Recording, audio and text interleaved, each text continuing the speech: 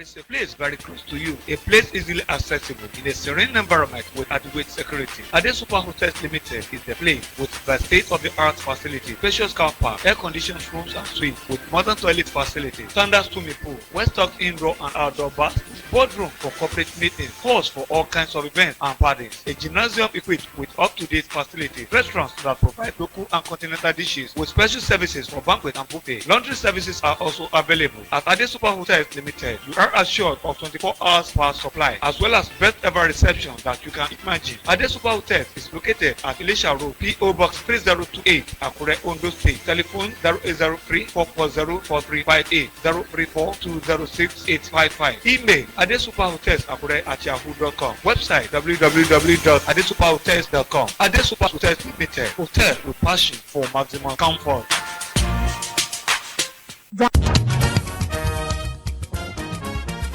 Congratulations to our poultry, pig, sheep, and goat farmers in Ondo State as Livestock Productivity and Resilience Support Project (LPRES) begins provision of common assets such as abattoir, slaughterhouse, pasture, sheep and goat markets, biodigester, veterinary clinic, farmer field school, artificial insemination center, training, loan support, free vaccination, among others, to enhance productivity, resilience, and commercialization of these value chains. LPRES is here to serve you. Please report header farmer clashes to LPRES for prompt intervention. You can visit your local government for complaints on GBV, sexual exploitation, abuse, and harassment at LPRES project location in your area. LPRES beneficiary profiling is always free, but know that there is no input support for beneficiaries. For more inquiries, please contact Ondo LPRES project at ground floor, Aisa building, beside ADP Alagbaka Akure. Facebook page is Ondo LPRES project. Email ondo@lpresnigeria.gov.ng. Telephone 0803 395 7166. LPRES project, enhancing livestock profitability.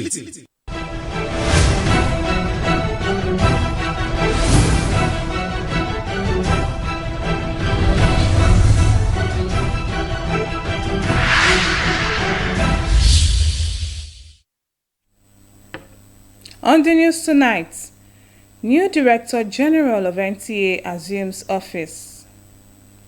Renewed Hope Initiative empowers 500 women in Ondo State.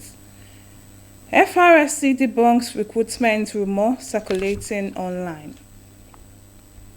Good evening and welcome to Nta Akure News at 7. I'm Ifeoluwa Omoshili. A new chapter begins at the Nigerian Television Authority (NTA) as a seasoned media executive, Rotimi Richard Pedro, officially assumes the role of Director General, Africa's largest television authority network, alongside newly appointed executive directors following the appointments by President Bola Ahmed Tinubu. Charles Halfa reports. It's a dawning of a new era, and this media guru will lead the way, illuminating the path into new digital transformation that lies ahead. With a legacy of innovation and decades of experience in broadcasting and media rights, Rotimi Pedro steps into the role of Director General with a vision to modernize NTA and reposition it as a global force in public service broadcasting.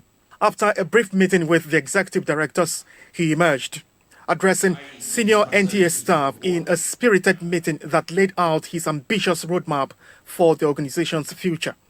For a man who has had his media days with NTA, this is a familiar threshold. Understanding the gravity of the task for him means staff must understand that the digital landscape, repositioning it to adapt to the modern evolution, isn't just the only priority for the largest TV network. Scaling the desired skill set to evolve the revenue landscape, leveraging digital platform with the kind of asset that NTA possesses is a vision that staff must run with. It's important that we understand the gravity of what we are faced with. The media landscape of today is transforming by the minute. The media delivery platform is changing by the minute as well. What's relevant today may not be relevant tomorrow.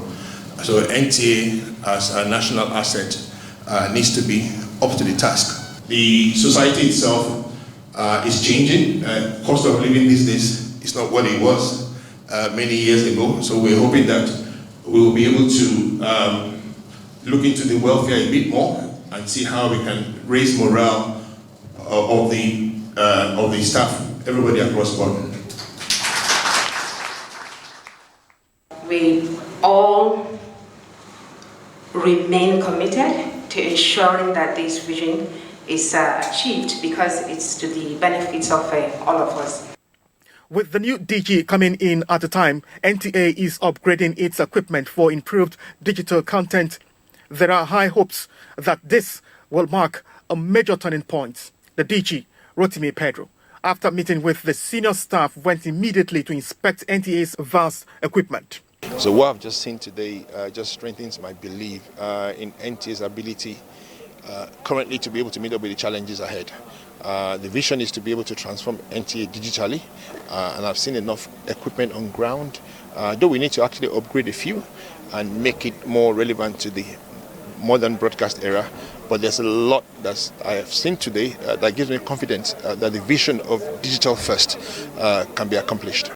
Rotimi Pedro, a seasoned media entrepreneur and sports broadcast executive from Lagos State, is the founder of Optima Sports Management International, which distributed major events like the FIFA World Cup, UEFA Champions League, and the English Premier League across Africa. He replaces former DG NTA Saliu Abdul Hamid Dambos. He was not the only one that was appointed by President Bola Tinubu that assumed office here today. Karima Bello is the Executive Director of Marketing. The Executive Director News, Stella Dean Jacob.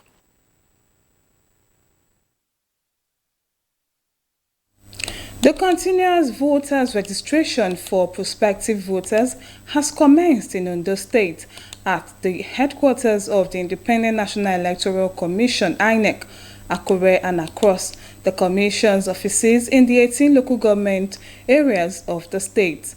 Kayode Olorundare reports that the registration will be on till the end of the year and continue in January 2026.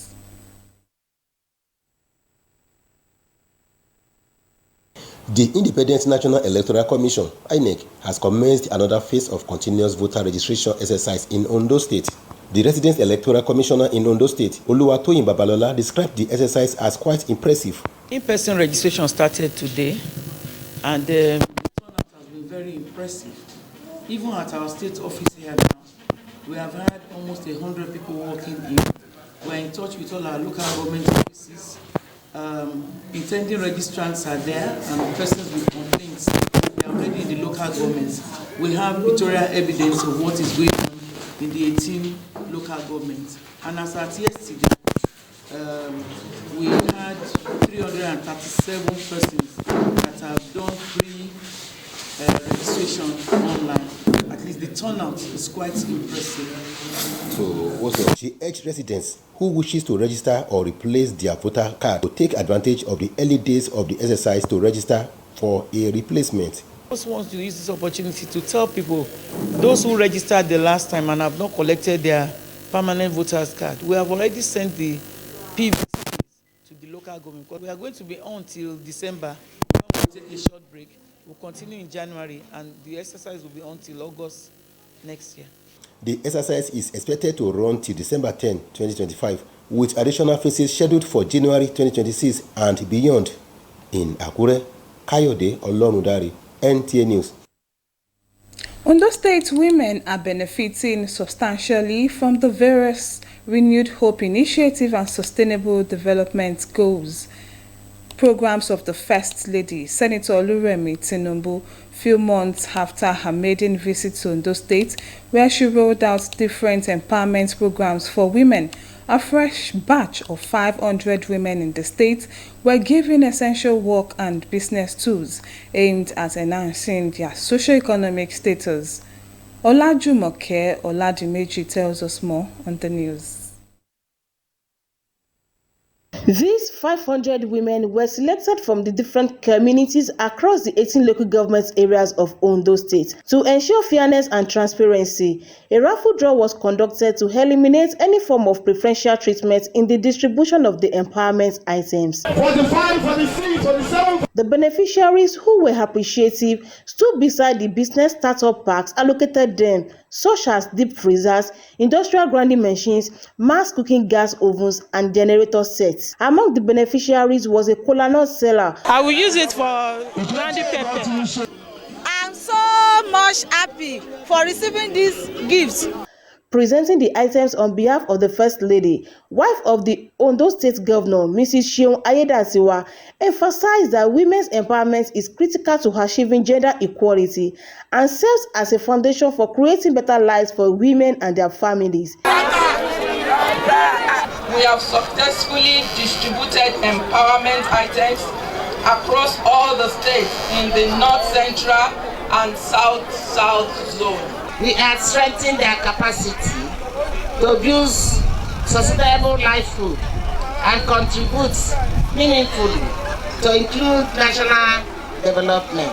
Ondo State Commissioner for Women Affairs, Dr. Seun Osamaye, who also doubles as the state coordinator for the Renewed Hope Initiative, noted that the economic empowerment program is aimed at making women in the state financially independent and better positioned to fulfill their potentials. 500 women came here empty-handed and they are going back with these items to boost their businesses. The Renewed Hope Initiative was launched in February 2025 in Akure. Olajumoke Oladimeji, NTA News. You are still watching Nta Akure News at 7. We shall be back in a moment. Please stay with us.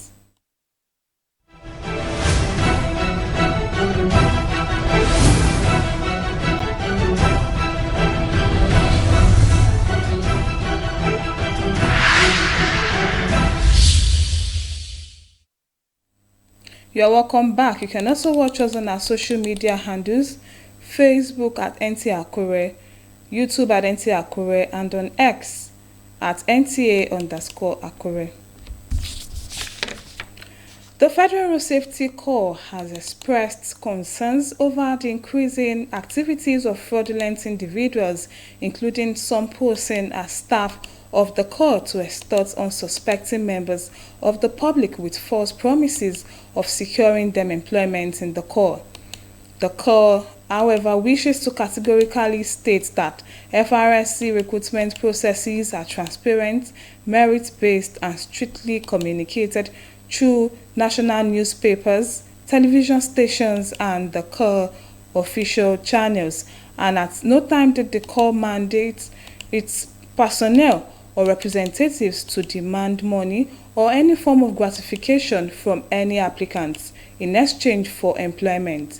Members of the public are therefore strongly advised to disregard any of such offer and report perpetrators to the nearest FRSC command, law enforcement agency, or through the Corps official communication platforms.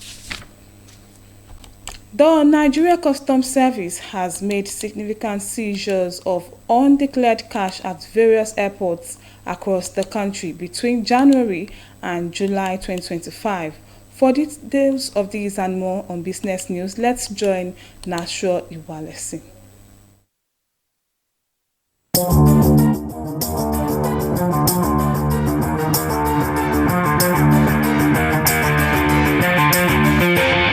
The Nigerian Customs Service has made significant seizures of undeclared cash at various airports across the country between January and July 2025, totaling $2.209 million. The interceptions were made at the Muritala Mohammed International Airport in Lagos, Nnamdi Azikiwe International Airport in Abuja, and Malam Aminu Kano International Airport in Kano. An analysis of various reports from the service showed that in March, the NCS interpreted $1,154,900 and $135,900 SR in Saudi riyals at the Kano airport from a passenger arriving from Saudi Arabia. The undeclared funds were concealed in packs of palm dates. The suspects were arrested and the funds were handed over to the Economic and Financial Crimes Commission, resulting in a court conviction and forfeiture to the federal government. In another development, the federal government has disclosed plans to submit the 2026 national budget to the National Assembly by September 2025. This was contained in the 2026 Personnel Cost Budget Call Circular obtained from the website of the Budget Office of the Federation. It was signed by the Director General of the Budget Office of the Federation, Mr. Tanimu Yakubu, and addressed to the ministers, permanent secretaries, service chiefs, chief executives of parastatals, and other top government officials. That will be all on business news. Nasroy Walesi, NTA News. Ahmad Zango is our guide on sports update.